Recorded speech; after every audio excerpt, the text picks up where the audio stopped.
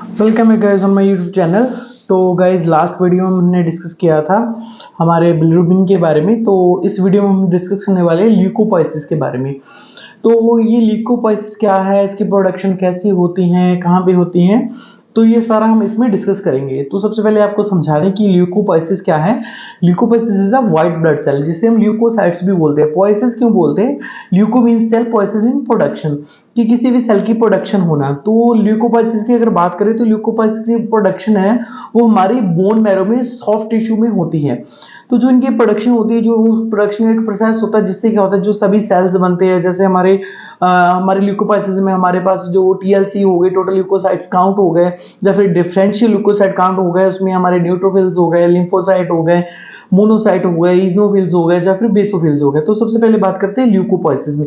ल्यूकोपाइसिस में क्या होता है कि हमारी बोन मैरो में हमारे जो सेल्स है वो डेवलप होते हैं, बनते हैं। तो जो सबसे पहले जो सेल बनते हैं, डेवलप होते हैं, वो कहाँ से डेवलप होते हैं? वो हमारे हिमेटोपोइसिस या हिमेटोपोइटिन से डेवलप होते हैं। जो हिमेटोपोइसिस है is also a process of cell production. तो हमारी जो बोन मैरो में हिमेटोपोइसिस होता है, मतलब कि जो हमारे सभी सेल्स, सभी तरह के सेल्स बन रहे हैं, वो हमारी बोन मैरो पे बन रहे हैं। तो उस प्रोसेस को हम हिमेटोपोइसिस भी बोलते हैं। और जो फीटस में, जो बच्चों में होता है, ये प्रोसेस एडल्ट में होता है, लेकिन जो बच्चों में प्रोसेस होता है उसे हम हिमेटोपोइटिन भी बोलते हैं। तो उसके बाद क्या होता है, जो हिमेटोपोइटिन हमारा सेल प्रोडक्शन का प्रोसेस है, उसमें हमारे ल्यूकोपोइसिस का प्रोसेस चलता है, हमारे ल्यूकोपोइसिस बनते हैं, जिससे क्या होता है, हमारी जो प्राइमरली हमारी बोन मैरो में जो डेवलप होकर जो बाहर आते हैं। तो सबसे पहले पॉइंट आता है हमारे हमारे पास आता है हिमेटोपोइटिन स्टेम सेल्स। तो सबसे पहले हिमेटोपोइटिन स्टेम सेल्स बनते हैं, जिससे क्या होते हैं, वो हमारे मैच्योर होकर हमारी ब्लड सीन में आते हैं। आफ्टर दैट हमारे पास बनता है मल्टी पॉइंटेड प्रोजेनिटर सेल्स। प्रोजेनिटर्स का मतलब होता है कि हमारे किसी भी सेल्स की शुरुआत होनी या उससे आगे सेल्स ने बनना। और मल्टी पॉइंटेड मींस कि बहुत तरह के सेल्स बनने हमारी हिमेटोपोइटिन में, चाहे हमारे हिमेटोपोइसिस में।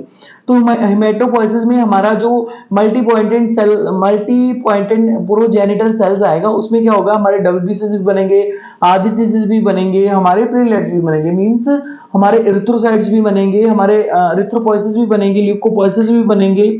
उसके बाद हमारे जो है थ्रोम्बोपोइसिस भी बनेंगे।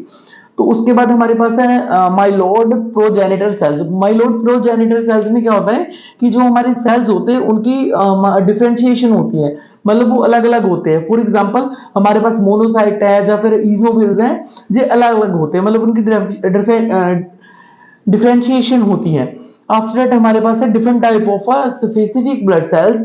उनका जो मल्टी पॉइंटेड होता है या फिर उनका जो अलग अलग सेल्स बनते हैं। तो उसमें हमारे पास सबसे पहले न्यूट्रोफिल्स होते हैं। न्यूट्रोफिल्स की भी जो प्रोडक्शन है वो हमारे ल्यूकोपाइसिस के थ्रू ही होती है। और अगर हम बात करें जो ल्यूकोपाइसिस की शेप की, तो इसमें ये जो ल्यूकोपाइसिस है, इसमें 3 to 4 लोब्स होते हैं, और जो इसकी परसेंटेज है वो 40 to 75% होती है हमारी बॉडी में। उसके बाद हम लिम्फोसाइट्स की बात करें तो लिम्फोसाइट्स भी हमारे ल्यूकोपोइसिस के थ्रू ही बनते हैं। और इसमें 2 to 3 लोब्स होते हैं, एक सर्कल टाइप होता है, उसमें 2 to 3 लोब्स होते हैं। और जो इसकी अगर वैल्यू की बात करें 20 to 40% इसकी वैल्यू होती है। उसके बाद हम मोनोसाइट्स की बात करें, उसमें सिंगल लोब होगा या फिर बहुत ही छोटा लोब होगा। जो उसके बाद जो उसकी सेल की प्रोडक्शन है वो 2 to 10% होती है। After that we have eosinophils. Eosinophil क्या है? उसमें भी वो सिंगल लोब होगा, और जो उसकी वैल्यू होगी वो 1 to 6% होगी। आफ्टर दैट है बेसोफिल्स। बेसोफिल 0 to 2% होगा।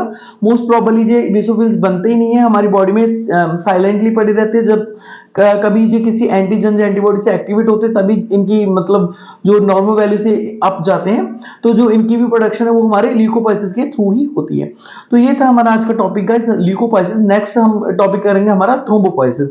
और जो एरिथ्रोपोइसिस टॉपिक है वो ऑलरेडी पहली वीडियो में आ चुका है, आप उसको देख सकते हो। So guys, thank you very much.